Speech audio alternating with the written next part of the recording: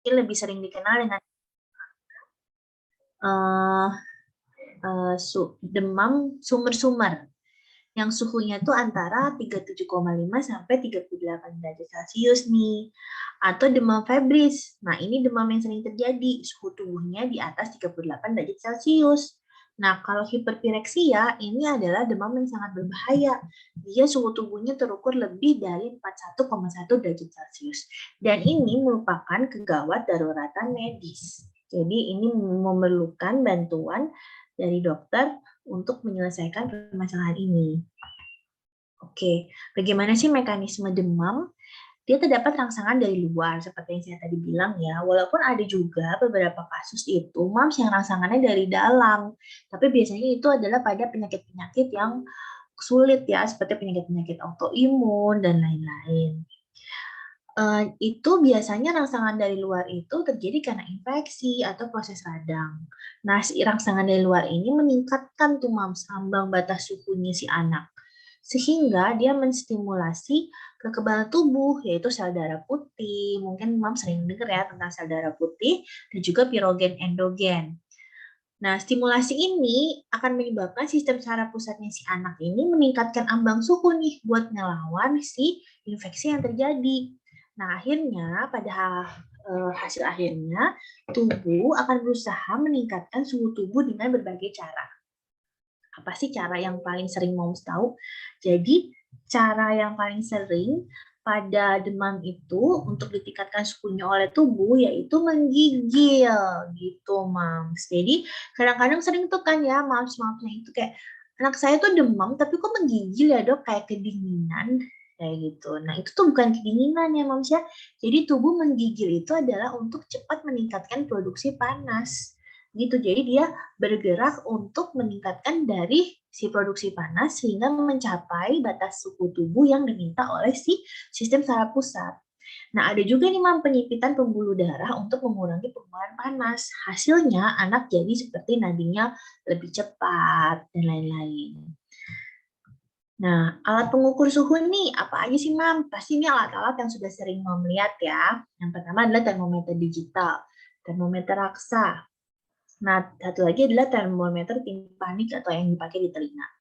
Termometer digital dan raksa ini dapat digunakan pada mulut, ketiak, dan dubur. Kedua termometer ini masih termometer terbaik nih, Mams, dalam mengukur suhu. Tapi harus pilih yang mana? Digital apa raksa? Nah, kalau raksa itu harganya murah, Mams, dan gampang didapat. Digital juga gampang didapat sih, tapi antara kedua ini sebenarnya lebih baik adalah termometer raksa, tapi dia sangat mudah pecah dan di dalamnya itu ada merkuri dan itu sangat berbahaya apabila terhirup atau termakan. Seperti itu ya Mams ya. Kalau termometer timpani mungkin tahu kali ya Mams yang suka dimasukin oleh suster atau mungkin oleh mam sendiri di telinga anak. Nah, termometer timpanik ini biasanya kalau ada kotoran pada telinga anak, dia akan menimbulkan hasil yang kurang akurat, Mams. Jadi memang harus telinga si anak itu bersih dan juga membran dari termometer timpanik ini juga harus bersih. Jadi seperti itu ya, Mam ya. Dan menurut penelitian nih, Mams, termometer timpanik ini adalah termometer yang kurang akurat untuk mengukur suhu tubuh. Lalu ada termometer apa lagi sih, Mam? Termogan. Jadi saat pandemi nih, Mams, berlangsung, termogan itu mulai sering digunakan nih untuk mengurangi kontak. Daya ukurnya pun menyamai termometer lain. Tapi apabila dibandingkan dengan kedua termometer sebelumnya, yaitu termometer digital dan juga termometer raksa, maka keunggulan termogan itu di bawahnya mereka berdua. Seperti itu. Cuman termogan ini keunggulannya adalah contactless, jadi dia tidak banyak kontak sehingga sangat cocok untuk kondisi pandemi.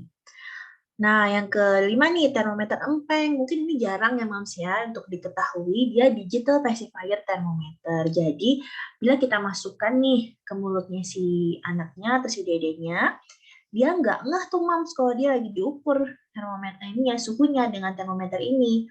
Tapi termometer ini tuh kurang akurat, Mams, karena dia bercampur dengan, jadi tujuannya itu dia mengukur si pembuluh-pembuluh darah yang ada di sekitar mulut. Tapi karena dia bercampur dengan air liur, sehingga kerjanya juga kurang optimal. Jadi lebih baik memang menggunakan kedua termometer yang sebelumnya saya sebutkan itu ya, Mams.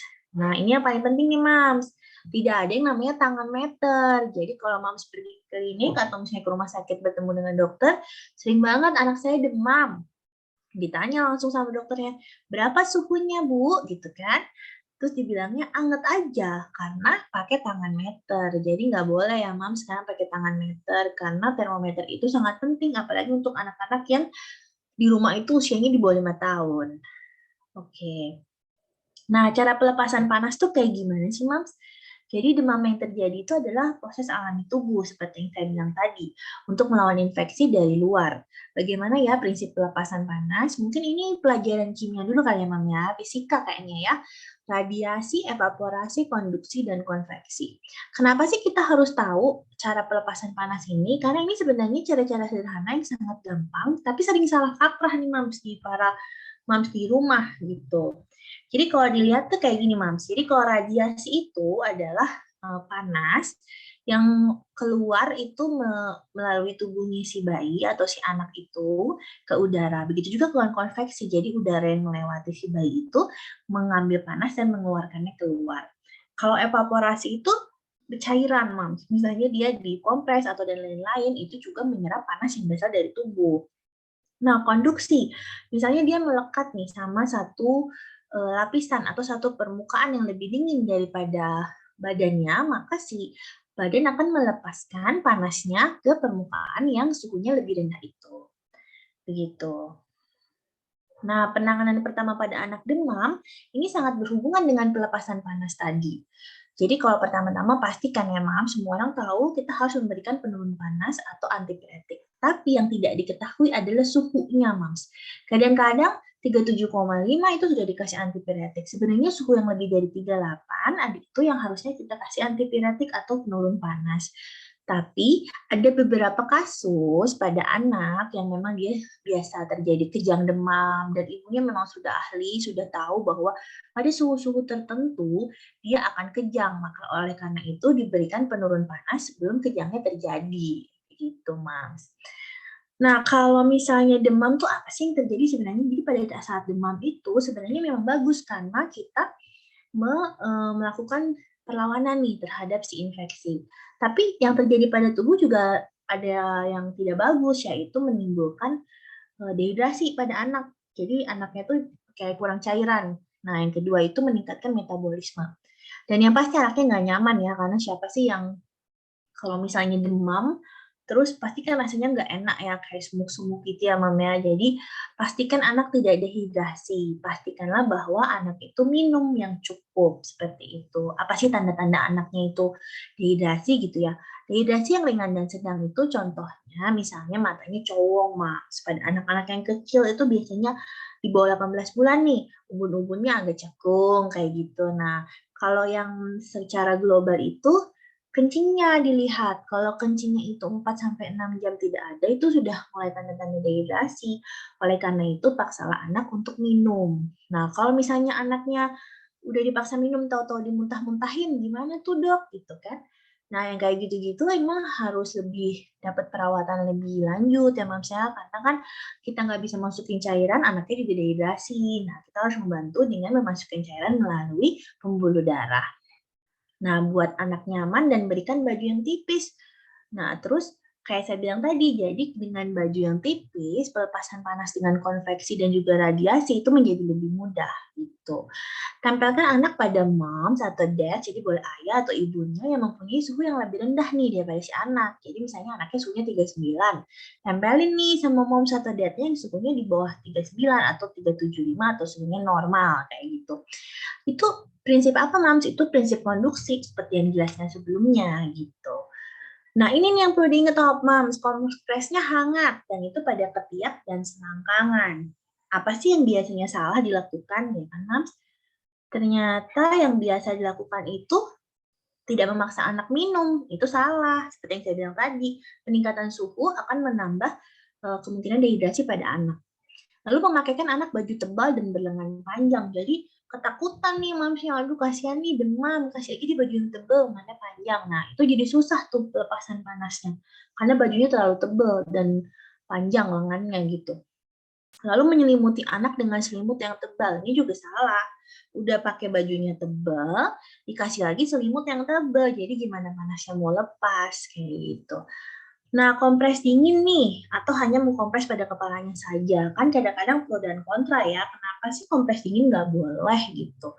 Ternyata kompres dingin itu nggak boleh karena dia itu sifatnya jadinya meningkatkan dari si ambang batas suhu yang sudah diset oleh sistem saraf pusat. Jadi kalau kita kasih kompres dingin, jadi kayaknya badannya dingin nih, berarti suhunya naikin lagi deh sama si sistem saraf pusat biar bisa ngelawan si infeksinya. Akhirnya anaknya jadi tambah panas, kayak gitu.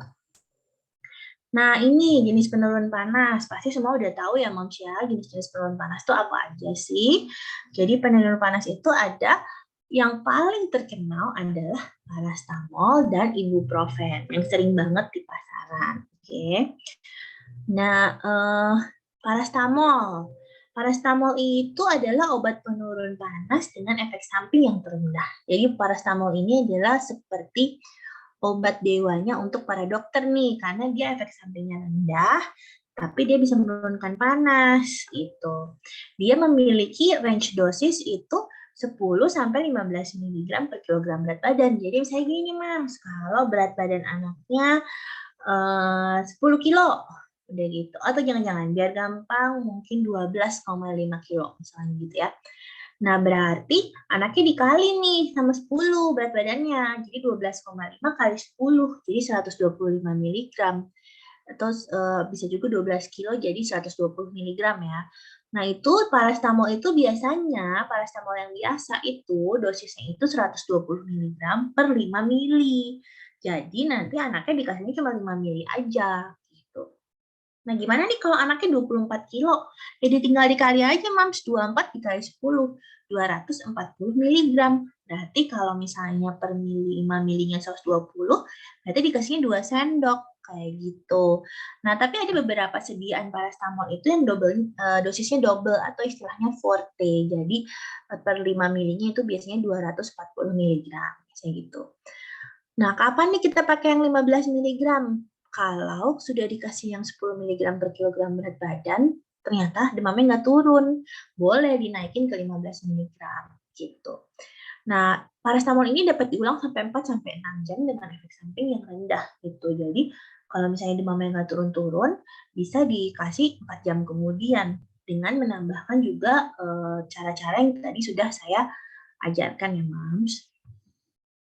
Nah, ini nih obat yang dianggap lebih mumpuni dari paracetamol, kata para moms biasanya. Apa sih ibuprofen ini? Dia adalah obat penurun panas yang juga poten dan dia juga mempunyai efek dari anti radang. Dia range dosisnya 5-10 mg per kilogram berat badan. Tapi dia memiliki efek samping yang lebih daripada paracetamol. Dia memiliki efek samping iritasi lambung.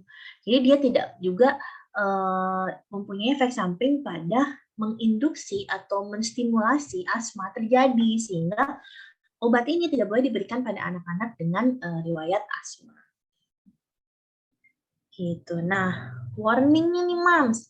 Kapan sih anak-anak boleh dirawat di rumah dengan demam? Kapan yang harus dibawa ke rumah sakit atau ke dokter? Gitu. Jadi, demam yang harus dibawa ke rumah sakit itu adalah demam pada anak kurang dari 3 bulan. Lalu demam dengan ruam. Kenapa tuh demam dengan ruam? Karena demam dengan ruam itu banyak sifatnya, Mams. Mungkin nanti lain kali kita ini ya, lakukan parenting class tentang demam dengan ruam ya.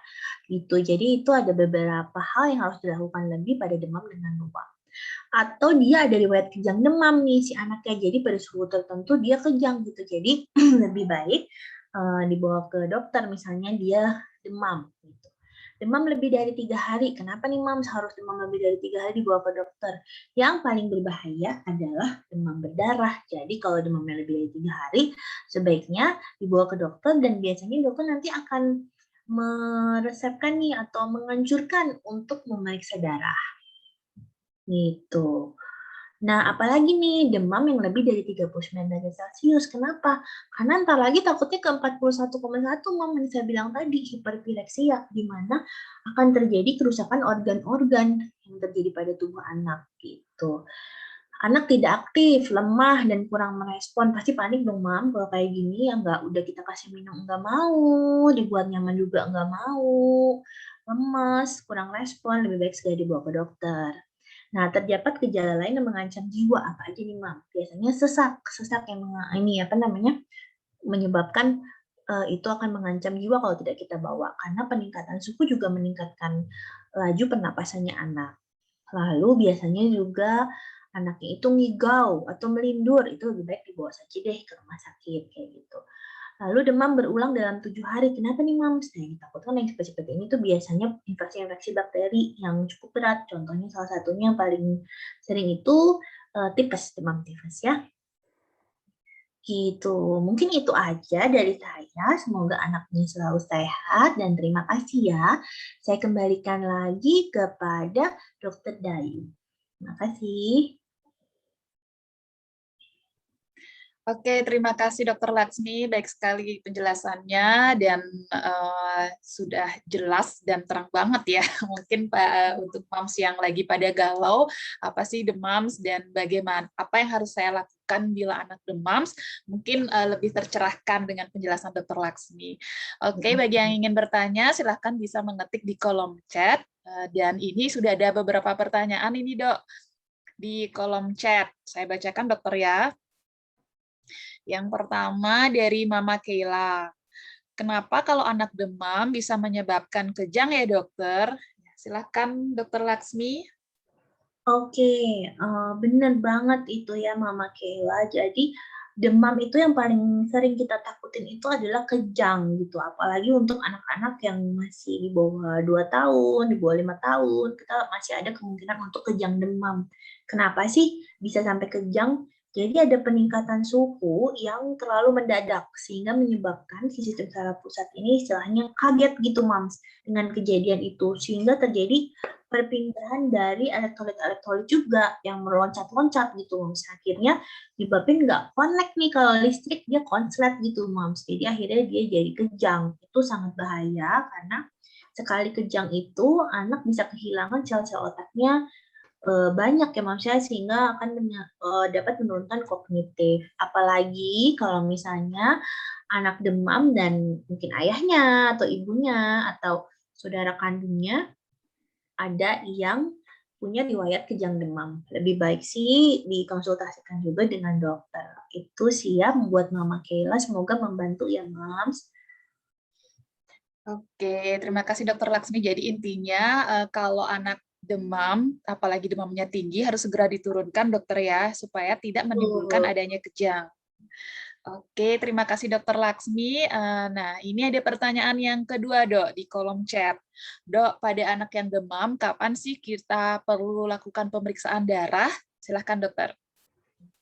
Oke, jadi nih sekarang ini kan lagi musim hujan nih, Mams ya, apalagi di daerah Jawa Barat ya. Kalau di Bali mungkin udah lewat nih musim hujannya gitu. Jadi kalau Sedang di daerah hujan, Dok. Jawa Barat sudah hujan, sama Ya, sudah berarti. mulai musim hujan ya. Dan beberapa juga Itu, sudah ada kasus DB gitu, Dok, kalau di nah tempat itu saya. benar sekali Dokter Bayu juga Oh. Susanti. Jadi itu yang kita takutkan kalau misalnya kita minta pemeriksaan darah adalah screening awal dari demam berdarah. Kenapa sih screening awal demam berdarah itu harus dilakuin? Pertama, lagi musimnya sekarang ini, hujan panas, hujan panas. Jadi anak-anak tuh sering sakit. Demamnya juga agak ini ya, bandel kalau demam berdarah itu. Dia suhunya di atas 38, terus-terusan, dan susah turun sama penurunan panas demam. Jadi sering banget datangnya ini apa nggak turun-turun dok, udah dikasih obat panas lagi kayak gitu. Akhirnya 3 hari tuh demam berdarah terus panasnya terus-terusan. Yang kayak gini-gini sebelum terlambat lebih baik kita lakukan pemeriksaan darah yang menggambarkan bagaimana kondisi dari kepingan darah atau trombosit dan juga sel darah putih atau leukosit, juga kekentalan darahnya hematokrit, karena sangat berbahaya kalau misalnya anak itu kena demam berdarah dan kita terlambat untuk mengetahuinya, seperti misalnya trombositnya ternyata udah turun dan meningkatkan resiko pendarahan. Terus kekentalan darahnya ternyata meningkat dan kita nggak tahu, sehingga kalau keketelan darah meningkat itu darahnya kayak macet gitu Mam di pembuluh darah. Jadi harus segera dikasih cairan biar encer, biar darahnya lancar lagi dan bisa dipompa oleh jantung ke seluruh tubuh. Kayak gitu. Jadi dari pemeriksaan darah itu kita bisa tahu penyebabnya gitu. Tapi nggak cuman yang 3 hari aja sih kita periksa darahnya. Jadi ada beberapa hal kayak misalnya demamnya lebih dari 7 hari nih kan udah aneh tuh Mams. Kita harus tahu penyebabnya apa gitu. Bakterinya apa? Biasanya sih kalau udah lebih seperti itu biasanya bakteri ya, karena kalau virus itu dia self-limiting disease tuh Mam, jadi cepat sembuh. Nah, pada saat lagi sakit itulah kita harus observasi. Nah, kalau misalnya demamnya karena bakteri, biasanya dia lebih cepat, lebih lama tuh demamnya sampai 7 hari dan itu bakterinya kan harus diterapi tuh Mamsnya dengan antibiotik ya kalau kita udah tahu itu bakteri. Nah, harus spesifik nih bakteri apa nih yang masuk dan golongan antibiotik apa yang harus kita kasih seperti itu. Selain juga dari pemeriksaan biasanya dokter harus menemukan di mana sumber infeksinya pada anaknya. Mungkin seperti itu kali ya. Ada juga sih beberapa kendala yang memang harus dilakukan pemeriksaan darah, tapi yang paling sering adalah 2 dari keadaan tersebut. Mungkin itu kali ya buat Mom Susanti ya Dr. Dayu. Oke, terima kasih Dokter Laksmi. Jadi pentingnya pemeriksaan darah bila anak demam lebih dari 3 hari atau demamnya lama 7 hari, begitu dokter ya. Dan selain tanda-tanda yang tadi sudah dokter jelaskan. Oke, ini ada pertanyaan dari Ibu Sri. Oke, dokter, jika anak yang demam terus diikuti dengan ruam-ruam pada kulit, itu gimana ya dok? Terima kasih dokter. Oke, silakan dokter Laksmi. Demam pada ruam ya, dengan ruam ya, Mom Sri ya. Ya, jadi demam dengan ruam ini adalah salah satu jenis demam yang memang harus dikonsultasikan ke dokter, kayak gitu. Biasanya memang demamnya itu ada yang beberapa tipe, ada yang pas tinggi-tingginya ruamnya baru muncul kayak gitu. Itu biasanya yang kayak gitu tuh adalah campak, kayak yang seperti itu. Nanti munculnya dari leher, terus dia menyebar tuh mulai ke dada, ke tangan dan lain-lain. Tapi ada juga yang demamnya itu ternyata setelah dia panas malah hilang itu setelah dia panasnya hilang ruamnya baru muncul gitu. Nah, itu adalah contoh-contoh demam dengan ruam yang tidak sebahaya itu ya campak ya, tapi pada saat terjadinya itu adalah si anaknya itu lemas dan gitu dia seperti dehidrasi kayak gitu. Jadi kita harus memberikan pengobatan-pengobatan yang sesuai sama si anaknya. Nah, ruam ini juga kadang-kadang mungkin Mams pernah dengar namanya flu Singapura biasanya ya, atau hand, mouth, and foot disease kayak gitu. Jadi ruamnya itu munculnya spesifik dia di tangan, di kaki, dan juga di mulut biasanya dengan sariawan dan lain-lain. Makanya namanya hand, mouth, and foot disease. Nah, pada penyakit ini juga menyebabkan anaknya itu toksik. Toksik tuh gimana ya? Tampak sangat sakit berat gitu. Jadi kita harus memberikan itu terapi-terapi suportif, terapi yang membantu si anak bisa melalui nih masa-masa infeksinya. Yang pasti dan selalu ada itu adalah cairan. Jadi anak nggak boleh dehidrasi. Untuk nafsu makan, sering kan tuh mams-mamsnya anaknya nggak mau makan dok gitu. Siapapun, walaupun dia itu misalnya orang dewasa, mau orang anak-anak, kalau lagi sakit pasti nggak mau makan kan ya, Dokter Dayu ya, kayak gitu. Jadi memang nanti anaknya itu pasti kehilangan nafsu makan nih, Mams. Tapi dia pasti harusnya nggak boleh kehilangan nafsu untuk minum. Makanya itu Mamsnya harus memaksa anak untuk minum kayak gitu. Nah, kalau nafsu makan, dia akan kembali lagi setelah anaknya sembuh. Nah, pada flu Singapura ini, dia ini agak berat dia jadinya di bagian tidak mau makan minumnya sehingga tingkat resiko untuk terjadinya dehidrasi sangat tinggi apalagi adanya sariawan di mulut kayak gitu.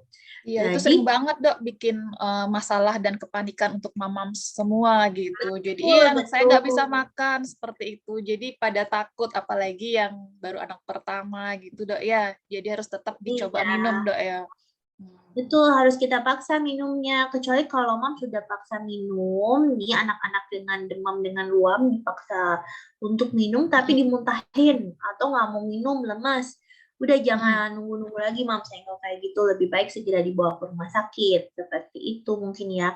Karena kadang-kadang gini, Dokter Dayu, kalau misalnya Iya. demam masih tuh ya, dicoba dulu nih obat-obat tradisional, baru dibawa ke dokter. Jadi datangnya udah demamnya terlalu tinggi atau anaknya sudah Iya itu sering banget Dok. gitu. Iya. Kadang ditempelin Sebenarnya kayak daun-daun gitu Dok ya di iya perut, betul di dahi betul. ya, terus dibiarin anaknya nggak dikasih minum ya. Kira-kira Iya. apakah ada tips untuk ngasih minum pada anak yang sariawan kayak gitu? Pakai sendok atau pakai pipet tuh bisa Dok ya? Ya, mungkin Mams lihat dulu nih anaknya. Banyak cara kok untuk memberikan minum. Pertama pakai pipet kayak dokter Dayu bilang, atau pakai sendok, atau mungkin tempat minum favorit dia kayak gitu. Cuma memang kalau anaknya sariawan, kita aja kalau sariawan kan nggak mau ya. Benar. Mungkin diberikan minumnya itu di posisi yang tidak ada si sariawannya. Misalnya sariawannya di kiri, berarti minumnya di sebelah kanan kayak gitu. Terus pelan-pelan, jadi lebih baik dia itu diberikan sering, frekuensinya sering, walaupun volumenya sedikit-sedikit. Jadi istilahnya kayak lama-lama jadi bukit gitu kan, Dokter Dayu. Iya, betul Mbak. Gitu. Iya, jadi harus tetap Nah, mungkin diberikan minum. ya. Oke, bagi Mams yang ingin bertanya lagi, silahkan bisa mengetik di kolom chat sambil kita menunggu dokter ya. Mungkin ada yang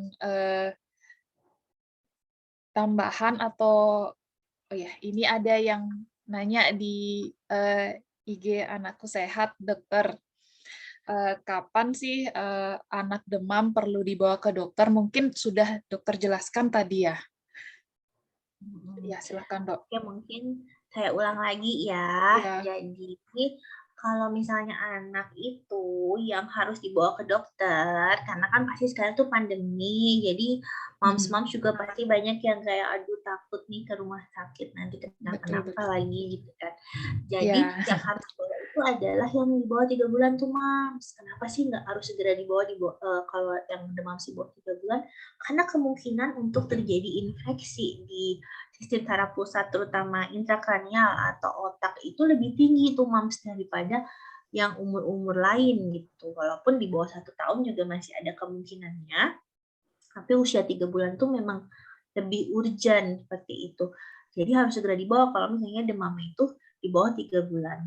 Lalu demam yang lain seperti demam dengan kejang, demam yang suhunya di atas 39, demam yang anaknya itu nggak aktif, responnya jelek, dan dia sepertinya lemas gitu. Demam dengan dehidrasi, itu juga harus segera dibawa tuh ke dokter biar segera mendapatkan pertolongan seperti itu. Nanti mungkin untuk lebih jelasnya lagi ada banyak tuh Mam, ada 8 syarat-syarat yang harus dibawa ke dokter.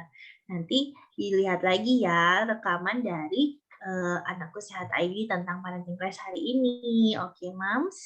Oke, lengkap sekali ya dokter. Tak terasa nih dok, sudah 40 menit berlalu dan mungkin ada sedikit kesimpulan atau take home message untuk dokter buat moms-moms di rumah. Silahkan dokter. Oke, kesimpulannya sih nggak susah, Mams. Pokoknya sediakan termometer di rumah. Itu yang pertama, karena sering banget itu tiba-tiba termometernya nggak ada. Jadi pakai tangan, dibilang hangat, seperti itu. Dan yang kedua, tahu cara-cara untuk membantu anak menghilangkan demamnya, dan selalu sedia minimal paracetamol di rumah, dan harus tahu cara kerja paracetamol, cara memberikannya, dosisnya, dan frekuensinya untuk memberikan paracetamol. Seperti saya sudah jelaskan tadi. Jadi untuk masa sekarang itu kayak adalah pengetahuan wajib yang harus diketahui oleh setiap moms di rumah. Mungkin itu dari saya.